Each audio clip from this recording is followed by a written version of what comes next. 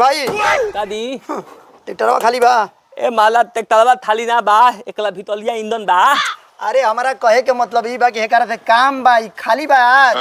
ट्रैक्टरवा बा हाँ। हो दाई बताई तोन तम बा। सूर्यमनपुर देखत रहो। हई अपन थुलेमनपुर। हां ओकर जस्ट बगले में उपधियापुर गांव बा। हां बाते वही गौवा के एगो मोहन तिगमान जोन आर्मी में रहेलन। हां हां 3 दिन बियाह भइलो। अरे उनकरे मेहरारू मोहन भौजी भेटाई रहली हो। हां उनके खेत जोते के बा।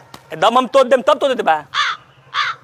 हम खेत जोते के बात करो तनी। ए महाराज हम तो नहीं तो बात तब तो देते बताई तो दादी। चुप पागले हो। हम कहतनी कि खेत जोते के बा।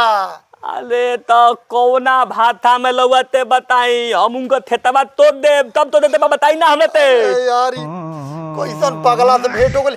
हम खेत जोते के बात करो तनी यार। तो हम हूं तो खेत ही तो देते बात तब तो देते बताई तो देम। चुप बेवकूफ इंसान।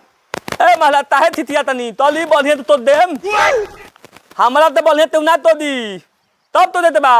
चुप बताओ ना तो दे बता।